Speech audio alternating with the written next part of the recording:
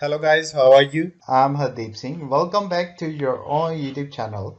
IELTS updates and recent exams. For more updates related to recent IELTS exam writing test topics, listening, reading, practice test, and speaking, you got guesswork. Please, guys, participate in everyday listening and reading practice test to achieve your desired band score in your actual IELTS exam. Please hit the like and subscribe button. Press the bell icon for the upcoming notifications. Don't forget like, subscribe and share my YouTube channel and my Facebook page, IELTS updates and recent exams. Part 1. You will hear two students, Peter and Mary, planning their weekend. First, you have some time to look at questions 1 to 5.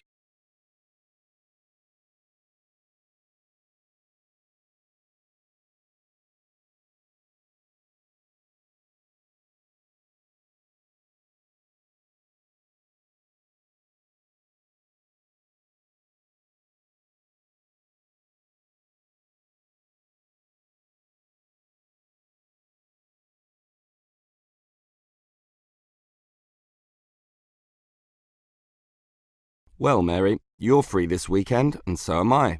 So let's plan the agenda. We said we're going to see a movie on Saturday, right? Yes. But what time? It's cheapest in the afternoon and very expensive at night, of course, so let's go in the afternoon. Sounds good. Have some fun before preparing that night for all our studies. But you mentioned that new action movie. Sure. Well, that's what you want to see, but I'd rather see that comedy. I thought we'd agreed on the action movie. You just said that you'd like it. I didn't. My friends tell me my movie is very funny, too. Okay, I'm fine with that. A comedy it is. We can see my action film another time. So that's Saturday afternoon planned, and that night we'll just eat at a restaurant. Where? I don't have much money, but there are some nice cheap places near the cinema. What about Pizza King? I'm not that keen on pizza, actually. There's a noodle place near there. What about that? Oh, I really wanted to eat pizza. And you know how fattening pizza is, and not nearly as healthy as noodles either. Okay, we'll do it your way again. Noodles it is. Okay, that's Saturday done. But Sunday, we have to study, right? You bet. We'd better start early too. 10 a.m., let's say. We can meet in the library about that time. Okay, let me write that in my diary. But 10 in the morning is a bit late, don't you think? We've got a lot to do, so I should think 9 a.m. is the very latest we should meet. 9 a.m.? Sunday morning? Are you serious? What about 9:30? No, it's important to be disciplined, so I'll be there at that earlier time. All right, 9 a.m. The early bird catches the worm or passes the exam, right? Right, but should we study for the science class or the maths one? Or even history. There's so much to study. Well, let's just stick to the original plan, science, right? Yeah, we can study for maths another time. Okay, that's decided. Now, that just leaves the afternoon. But there's lunch first. I think we can have my choice of restaurant this time. That's only fair. But the university cafeteria is not far, and cheap too. But I thought we could have pizza. There's a nice sandwich bar there, and that's a healthier option. I'm doing this for your own good. Look at you, Peter. You're already overweight. Okay. We'll take the healthy option again. Sandwiches it is, and you'll thank me for this later. Yeah. Before you hear the rest of the conversation, you have some time to look at questions 6 to 10.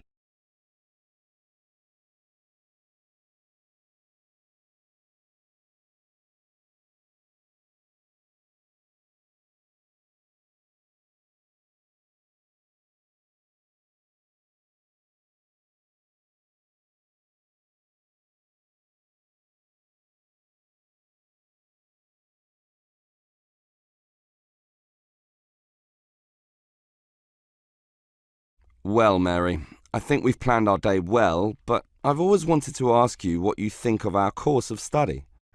I think it's good. Very good, in fact. So do I. Apart from some of the teachers. What do you mean?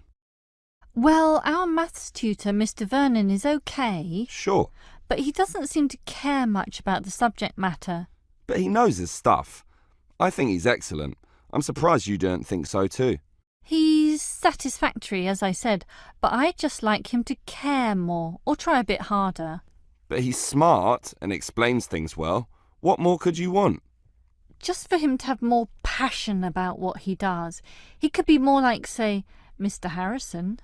Mr. Harrison is always late, though, and he's never well prepared. Rushes in, notes falling everywhere, a complete mess. But it's his attitude that matters. Mr. Harrison wants to help students. He has passion, and that's the most important thing. Yeah, a passion for disorganisation and presenting things in a very confusing way. That's why I like Miss Whitehead. She comes on time and presents everything very clearly with her PowerPoint displays. But she's also rather mechanical. She just clicks buttons and the PowerPoint shows another slide. Very clear slides, and she explains it clearly as well, and that's the most important thing.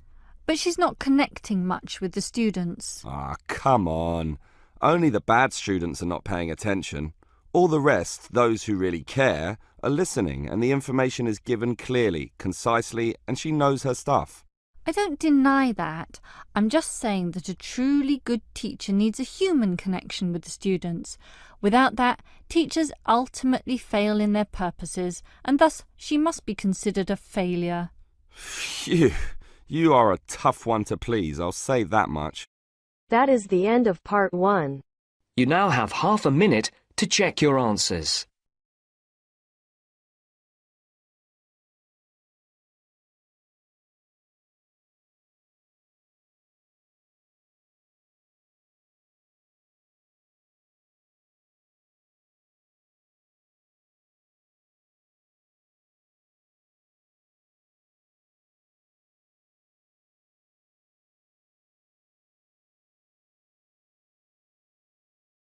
Now turns to part 2. You will hear a hospital administrator telling some visitors about the hospital where she works. First, you have some time to look at questions 11 to 17.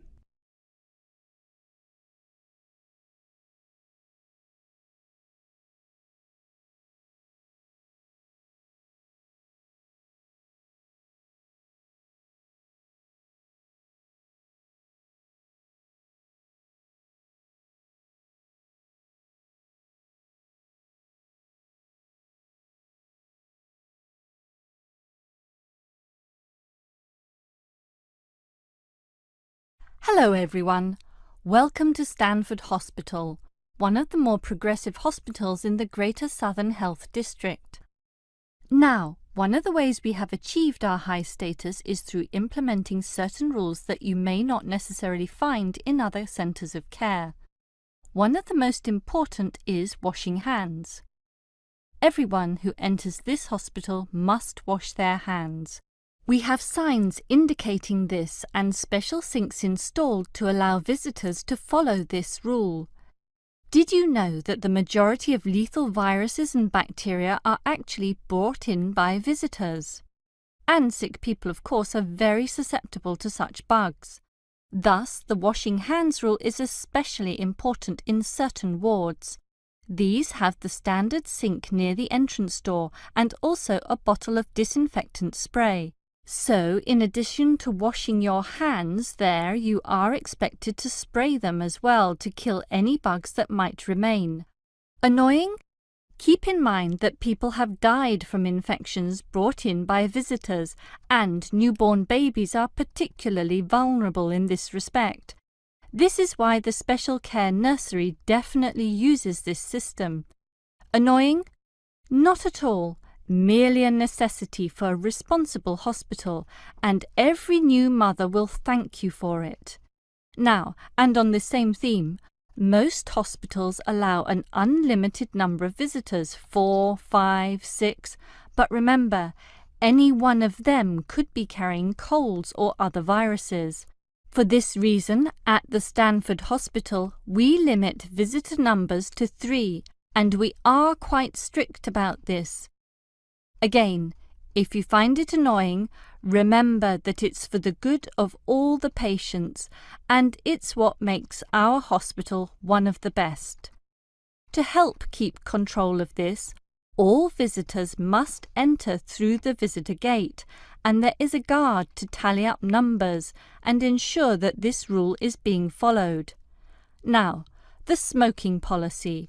Most hospitals allow some sort of smoking somewhere on the premises, but here at Stanford, we believe that tolerating this habit at any time, in any place, is contrary to good health and the ethos of care. Consequently, we have a blanket ban. Smoking on the premises or immediate vicinity is banned completely. We are aware that such rules are often ignored, not only in hospitals but also in many public buildings. Well, we take this rule so seriously that we have undertaken preventative measures. Smoke detectors are in place. We have many video cameras installed, and if people break this rule, or any others, security will be alerted. But we're sure that won't happen once people understand that at Stanford, our goal is to be the very best hospital in the world. Before you hear the rest of the talk, you have some time to look at questions 18 to 20.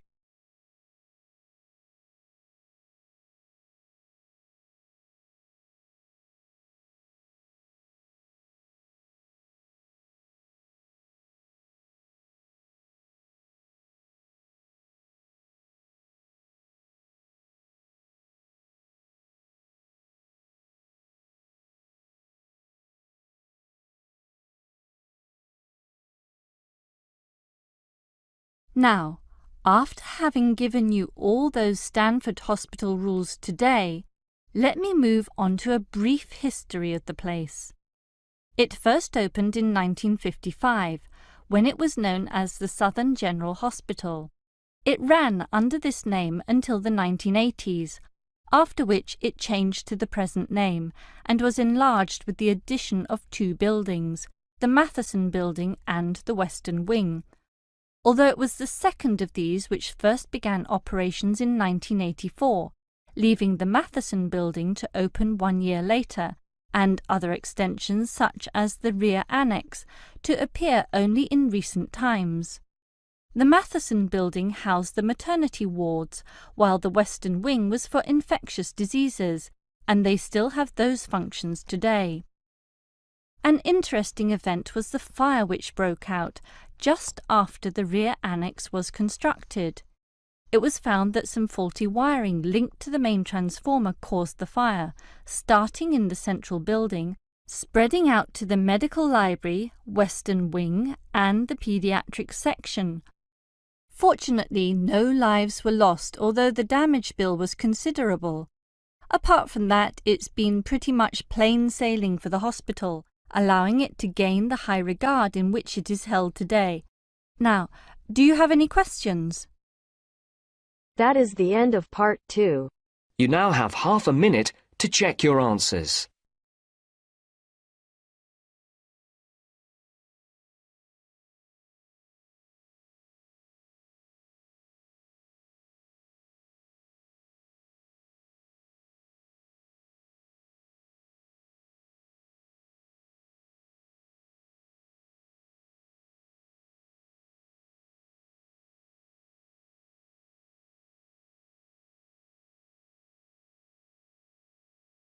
Now turns to part 3.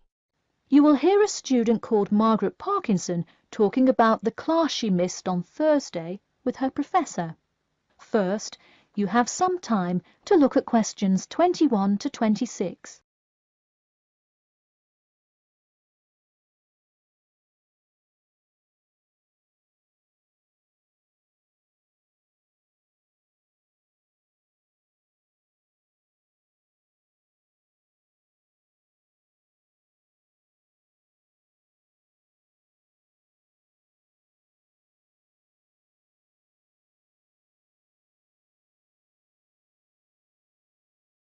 Hi, Professor Timmons. Do you have a few minutes?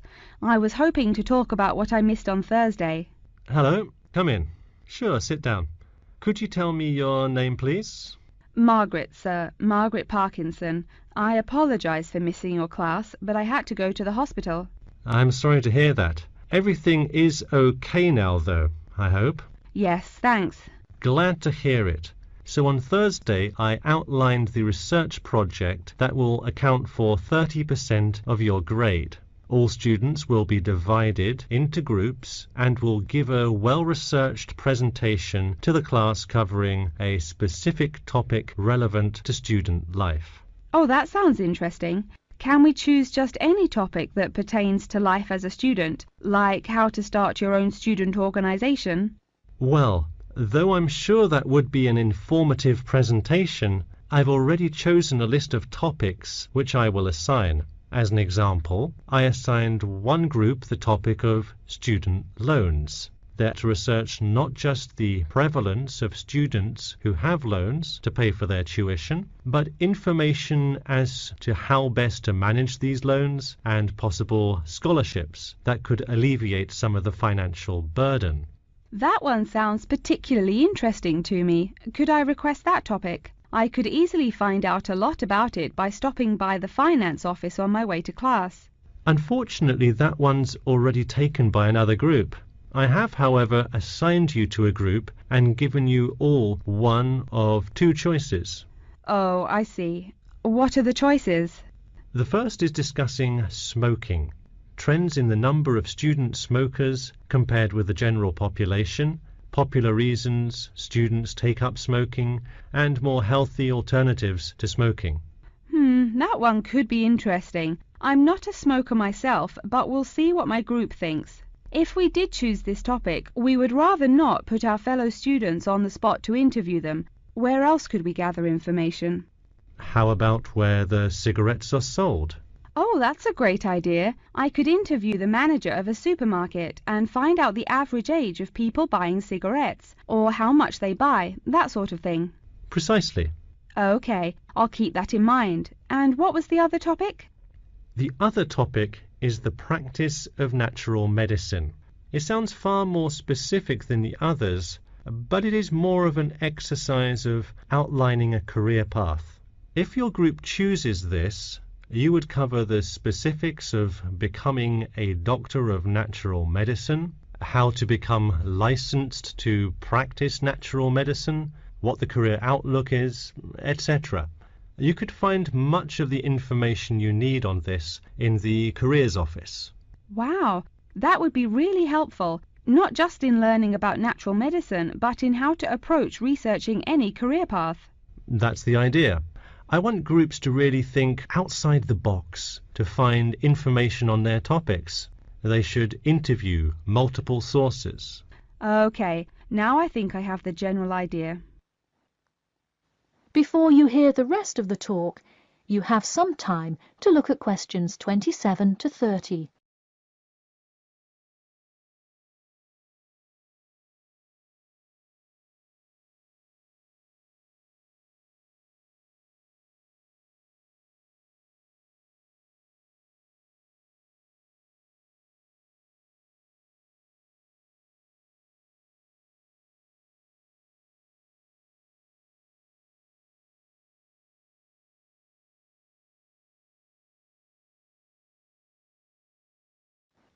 When is the presentation due? I expect each group to send me an email attachment of the plan ahead of time by October 10th, so that I can ensure that you are on the right track. Oh, that's actually really reassuring. I would hate to spend so much time on a presentation only to find we had taken it in the wrong direction. So when is the presentation? I let groups choose from the list of time slots I have between November 1st and November 5th. Okay, how about the 3rd? I'll have to check with my group, of course, but maybe we could write a tentative time? Sure, let me take a look. I'm actually booked completely through the 3rd and 4th now. How about sometime in the afternoon of the 5th? Great, how about 2 o'clock? No problem. I'll pencil your group in. Okay, thanks. And to clarify, what exactly is due in the first phase? Before the October deadline, I want your group to have compiled resources and then to provide some initial data analysis to support your claims. Okay, so data analysis is due the 10th of October, and then the Presentation?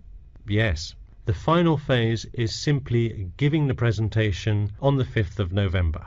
All right, I think I have all the information I need. Thanks. You're welcome. See you in class tomorrow. That is the end of part 3. You now have half a minute to check your answers.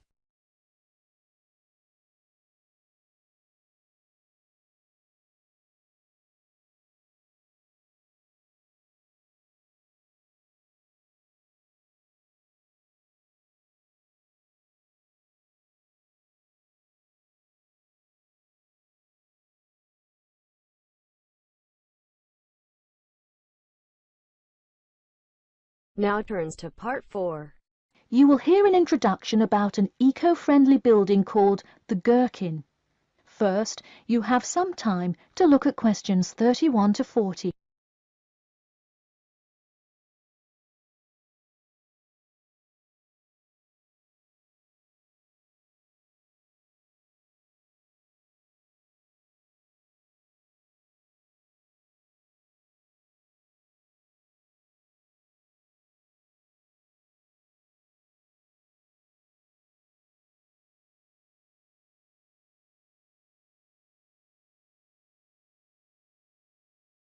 Today, I'd like to tell you about how UK architects are playing their part to address the issue of global warming. You have seen many of these iconic buildings while going about your everyday life, but you may not know how they are affecting your tomorrow. In 2003, construction was completed on the famous Swiss rebuilding, or more informally called the Gherkin, a true masterpiece commissioned by the law offices of Foster and Partners. This is not the first ambitious endeavour of the firm. They are renowned for their various philanthropic environmental efforts. The Gherkin, with its cut-and-edge green initiative and sharp design, is gaining recognition as an icon in modern architecture. You can pick it out of the London skyline by its unorthodox cigar shape. While its appearance is the obvious attribute at which to marvel, there is far more to this building than meets the eye. And let's face it, there's a lot about this building that meets the eye. The building helps reduce the city's carbon footprint in a number of ways. Just a quick note, in case you're not familiar with the term carbon footprint, get used to it. It's a buzzword you'll hear relentlessly to talk about reducing emissions. Think of it as the amount of harmful greenhouse gases that are given off into the environment by a single person, organization, or product. So going back to the Gherkin building, perhaps the most obvious as well as the most significant eco-friendly feature is the glass windows, which allow light to pass through the building, both reducing heating costs and brightening up the workspace. The ingenuity behind the various eco-friendly aspects of the Gherkin has seen its fair share of publicity, both from serious and silly sources. In a recent April Fool's Day edition, one e-publication printed a story detailing plans to replace 50% of the current exterior with grass, which would not only make large steps in the name of sustainability, but also give the building the green hue that would truly earn it the nickname of the Gherkin. The only drawback is, as you may have guessed, that this story was an April Fool's Day joke and completely made up. In all seriousness though, the building is setting a new standard of design that other architects and city planners just cannot ignore. The building's bold and cost-efficient design has won a number of architecture awards, including the Sterling Prize, the London Region Award, and the Empress Skyscraper Award, among others. The design comfortably accommodates a large number of offices, while keeping maintenance and operation costs down, striking a superb balance between nature and the workplace. Nature is well and good, as long as the weather is nice outside. Given London's notoriously bad weather, the architects knew they must devise a quality temperature regulation system, and that they did. A special system designed to reduce the building's reliance on air conditioning was devised that cuts consumption in half compared to standard office buildings. There are atria that link each floor vertically to one another, forming spiraling spaces up the entire building. They serve not just as social common spaces, but also act as the building's lungs, distributing clean air from the opening panels in the facade through the entire building. The building isn't all business though. It has its fair share of fun as well.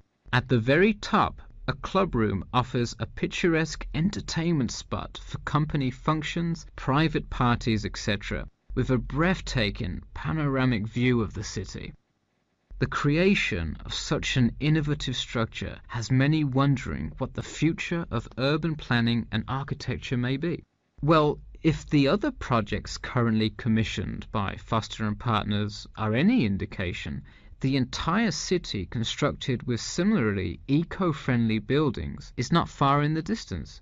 The Masdar City development aims to create a desert city that produces zero waste and removes as much carbon dioxide from the atmosphere as it puts in, a huge feat in protecting our Earth. The Gherkin is a truly impressive feat, yet it is not the only one worth noting. Now to move on to another green initiative, I'll tell you about the Eden Foundation building found in Cornwall. That is the end of part 4. You now have half a minute to check your answers. So guys, don't forget like, subscribe and share my YouTube channel and my Facebook page, IELTS updates and recent exams. For more updates related to recent IELTS exam writing test topics, listening, reading, practice test and speaking, you got guesswork.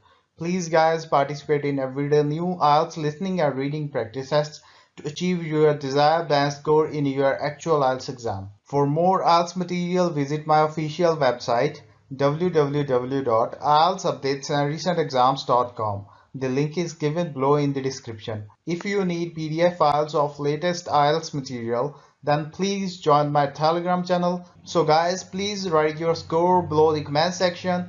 Again, thanks for listening. God bless you all guys. Stay tuned, stay safe.